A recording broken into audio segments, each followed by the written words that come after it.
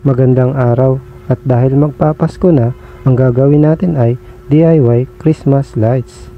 Mga gagamitin, LED stripes, 512 decoder at 12 volts adapter.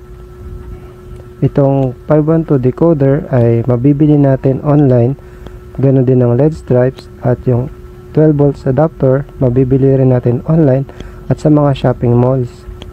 Una, balatan natin yung dulo ng ating adapter.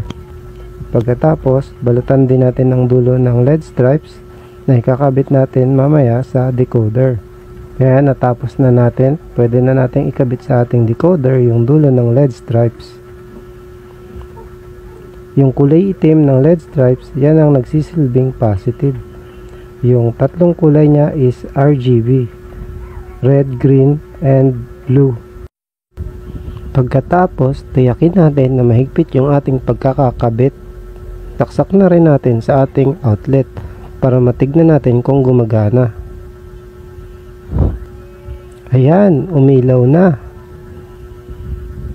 Itong LED stripes ay may tatlong kulay na pwede nating paghalu-haluin ang kanyang paggalaw.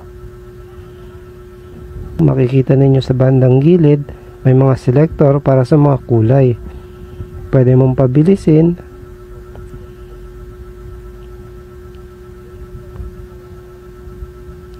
at pwede mo ring pabagalin.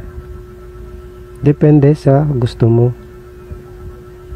Sana all gusto.